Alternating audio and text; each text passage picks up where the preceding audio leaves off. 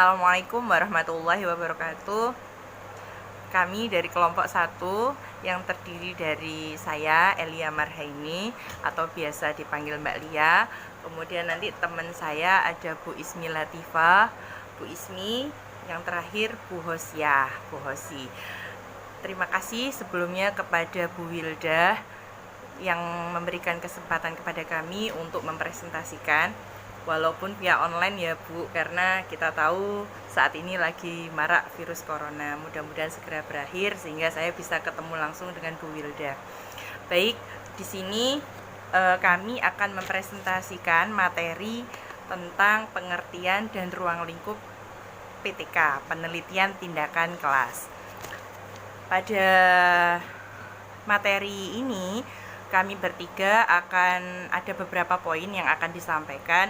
Ada pengertian PTK, ciri-ciri PTK, tujuan PTK, karakteristik PTK, pentingnya PTK, manfaat PTK, komponen-komponen PTK, kelebihan dan kekurangan PTK, dan yang terakhir asas PTK. Nanti akan disampaikan secara bergantian, dimulai dari Bu Hosiah, kemudian nanti Bu Ismi Latifah, kemudian terakhir nanti saya.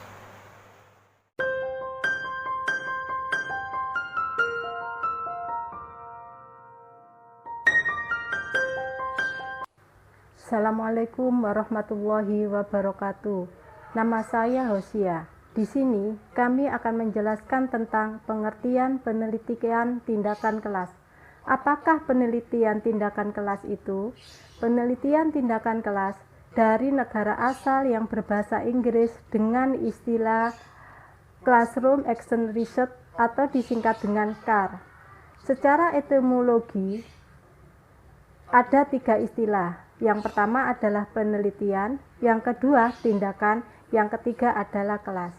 Penelitian adalah proses pemecahan masalah yang dilakukan secara sistematis, empiris, dan terkontrol.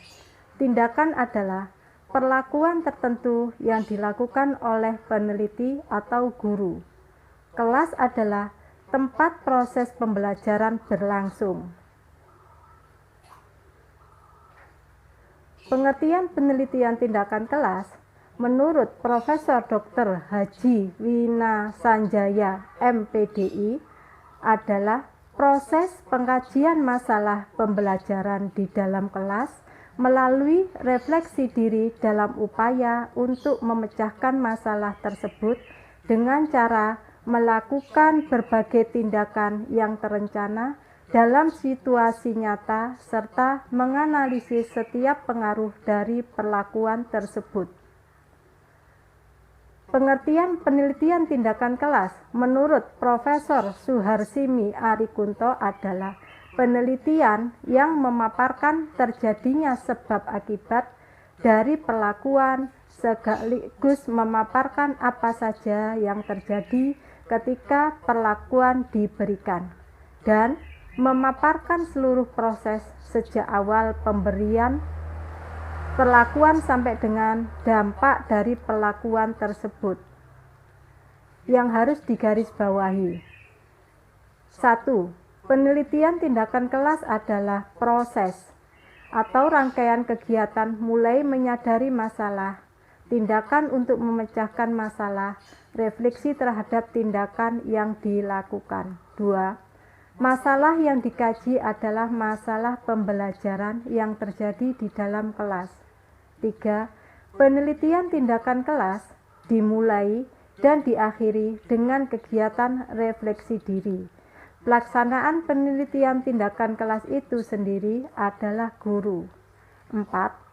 Penelitian tindakan kelas dilakukan berbagai tindakan, yaitu bukan hanya sekedar ingin tahu sesuatu, tapi ada aksi guru untuk proses perbaikan.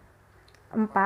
Penelitian tindakan kelas dilakukan dalam situasi nyata, yaitu aksi guru dalam setting pembelajaran sebenarnya tanpa mengganggu proses yang sudah direncanakan.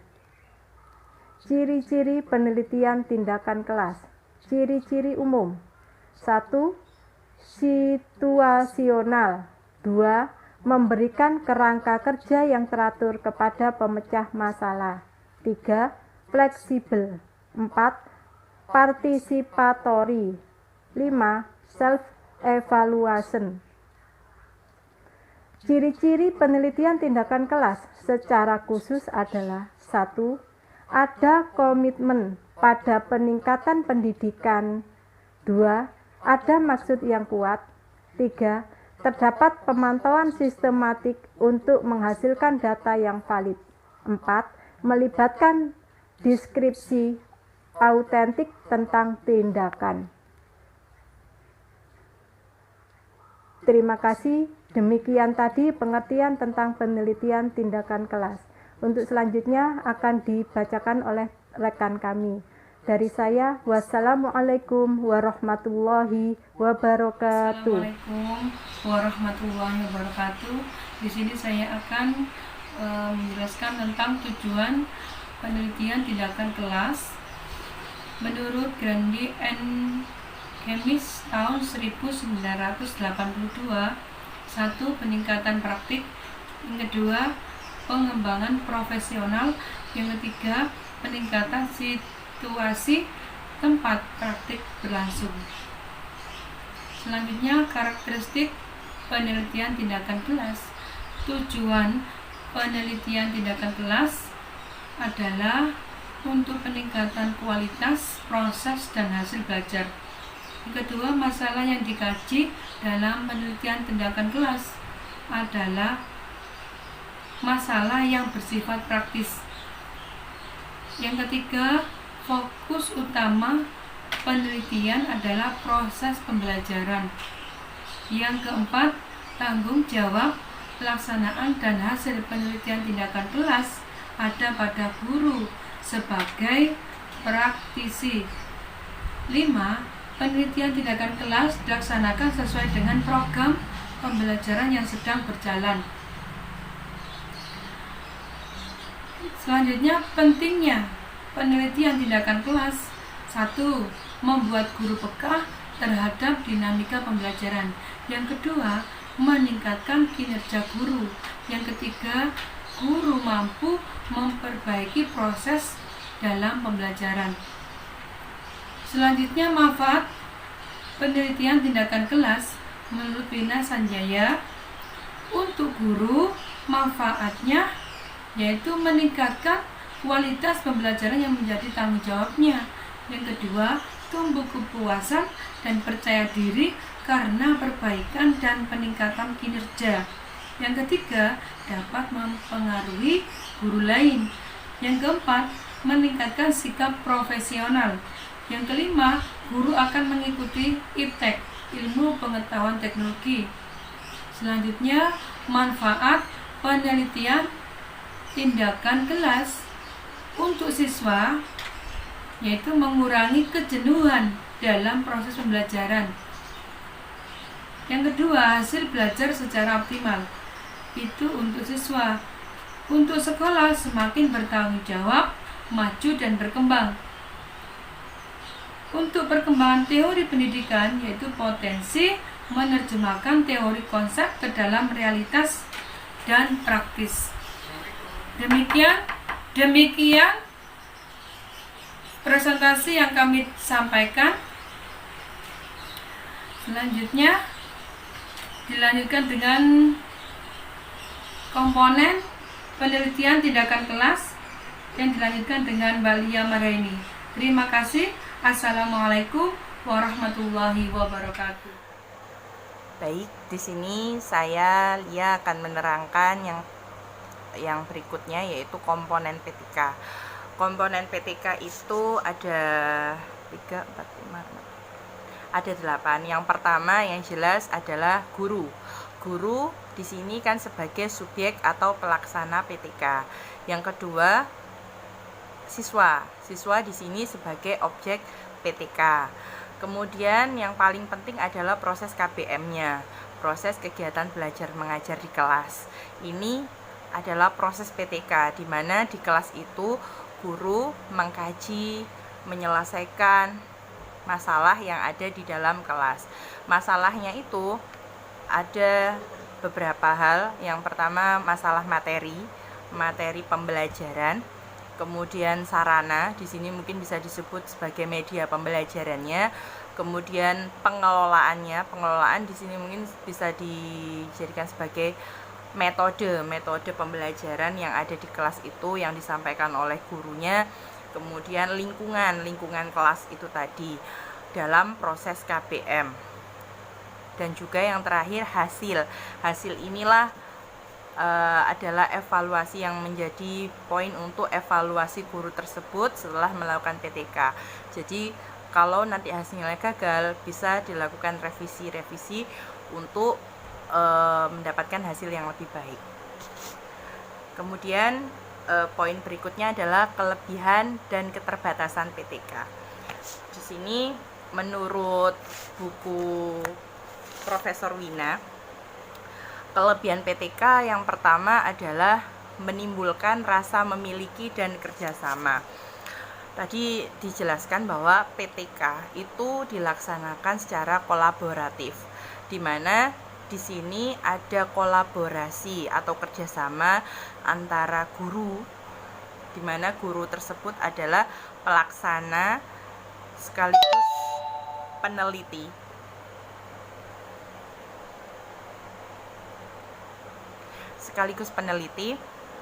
Kemudian observer di sini bisa dari teman sejawat guru tersebut, kemudian ahli peneliti LPTK, dan siswa. Jadi harus ada kerjasama yang ditimbulkan. Kemudian yang kedua adalah mendorong kreativitas dan pemikiran kritis. Di sini artinya yaitu setiap yang terlibat dalam penelitian tindakan kelas tersebut mempunyai kesempatan untuk memunculkan pandangan-pandangan kritisnya, sehingga dihasilkan hasil yang lebih inovatif dan kreatif, terutama dalam proses pembelajaran. Yang ketiga, kemungkinan untuk berubah semakin meningkat. Nah, di sini maksudnya adalah hasil atau simpulan dari penelitian tindakan kelas tadi itu kan merupakan kesepakatan bersama antara guru sebagai subjeknya dan mitranya, sehingga hasilnya tadi bisa meningkatkan validitas dan reliabilitas, sehingga kemungkinan berubah semakin meningkat. Yang terakhir adalah meningkatkan kesempatan menyelesaikan masalah yang dihadapi nyata. Nah, tadi dari awal dijelaskan bahwasanya PTK itu berangkat dari masalah yang dihadapi oleh guru secara nyata, sehingga hasilnya pun pasti akan nyata dan bisa diterapkan oleh guru yang bersangkutan. Untuk keterbatasan, di sini menurut Prof. Wina bukunya ada 3. Yang pertama adalah keterbatasan dengan aspek peneliti. Dalam hal ini adalah seorang guru. Nah, biasanya guru-guru yang konvensional itu dalam bertugas biasanya sulit mengubah kebiasaan cara mengajar, apalagi diajak untuk meneliti gitu. Mereka mungkin hanya beranggapan bahwa hanya sebagai pelaksana, tugasku cuma mengajar. Nah, apalagi yang tanpa dibekali dengan kemampuan berpikir ilmiah, sehingga terkadang para guru itu mikirnya ya sudah, saya hanya bertugas sebagai pengajar saja, sebagai pendidik saja. Kalaupun ada yang perlu meneliti ya cuma bergantung pada LPTK. Kemudian yang kedua, simpulan yang dihasilkan tidak bersifat universal karena berangkat dari masalah yang praktis. Nah, penelitian tadi kan berangkat dari masalah yang praktis yang dihadapi oleh guru itu sendiri, sehingga hasilnya tidak bisa berlaku secara umum. Yang ketiga, karena bersifat situasional dan kondisional, banyak yang meragukan PTK suatu kerja penelitian ilmiah. Maksudnya di sini karena yang dilakukan guru itu di kelasnya sendiri terkadang bersifat longgar tanpa menerapkan prinsip-prinsip metode ilmiah secara ajak, sehingga banyak yang meragukan PTK suatu kerja penelitian ilmiah. Next, berikutnya adalah asas PTK. Asas PTK di sini ada 4. Yang pertama, asas reflektif. Asas reflektif di sini maksudnya adalah PTK tidak berangkat dari keinginan peneliti, dalam hal ini seorang guru, membuktikan sesuatu, tetapi dari semangat memperbaiki kinerja guru itu sendiri. Nah, kita tahu bahwasanya langkah utama menemukan berbagai kelemahan guru itu sendiri ya PTK ini, seperti menelaah hasil observasi murid-muridnya, kemudian wawancara hasil tes. Nah, seperti itu. Kemudian yang kedua, asas kolaboratif.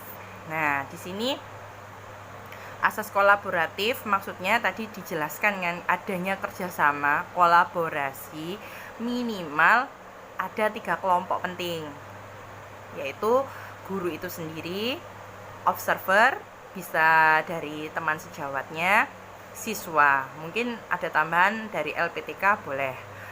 Untuk yang ketiga, asas resiko. Nah, menurut bukunya itu resiko di sini ada 3. Yang pertama, resiko kegagalan. Jadi guru ketika akan melakukan penelitian tindakan kelas, dia harus siap dengan kegagalan, resiko gagal. Jadi para guru yang melakukan penelitian tindakan kelas itu ada nilai kegagalan, dan itu tidak bisa langsung diambil gagal, tidak, tapi bisa dilakukan revisi, perbaikan untuk dilakukan penelitian tindakan kelas ulang. Nah, yang kedua adalah adanya tuntutan khusus di luar perencanaan. Misalnya orang tua dari siswa yang mungkin keberatan atau punya cara pandang yang berbeda. Di sini tantangan bagi guru masuk dalam asas resiko. Yang ketiga adalah kejadian di luar dugaan. Misalnya waktu kita sudah merencanakan, waktunya seperti ini, waktunya nanti seperti ini, ternyata waktu yang terencana tadi tidak sesuai, itu masuk dalam asas resiko. Yang terakhir adalah laporan menyeluruh. Nah, laporan menyeluruh di sini semua aspek, baik sebelum penelitian PTK, selama PTK maupun sesudah PTK perlu disusun dan dilaporkan secara utuh. Nah, beda sekali dengan penelitian ilmiah yang biasa terjadi. Bedanya apa? Kalau penelitian ilmiah biasanya disusun secara linear. Dia memaparkan kronologis melalui bahasa peneliti tunggal itu secara lugas, secara tunggal, sehingga didapatkan ringkasan dan ketegasan. Tapi kalau PTK itu ada unsur perbaikan proses. Jadi seperti yang saya tadi bilang, ada risiko gagal. Nah, itu bisa dilakukan perbaikan prosesnya. Terus ada perbaikan keadaan dan kondisi semua pihak yang terlibat itu harus dilaporkan apa adanya, tanpa ada tambahan, benar-benar observasi tindakan kelas. Itu saja yang bisa kami sampaikan. Untuk referensinya, kami ada 3 buku yang menjadi pedoman. Yang pertama, buku penelitian tindakan kelas punyanya Prof. Wina Sanjaya. Yang kedua, bukunya Bu Suharsini Arikunto yang berjudul Penelitian Tindakan Kelas. Yang ketiga juga punyanya Prof. Suharsini Arikunto, tapi judulnya Prosedur Penelitian Suatu Pendekatan Praktik. Itu saja 3 referensi dari kami. Terima kasih atas kesempatan yang diberikan. Mohon maaf apabila banyak kekurangan. Wassalamualaikum warahmatullahi wabarakatuh.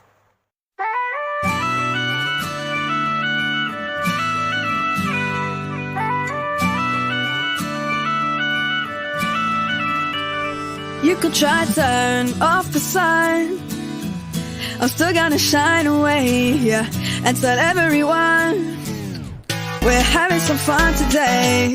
We can go wherever you wanna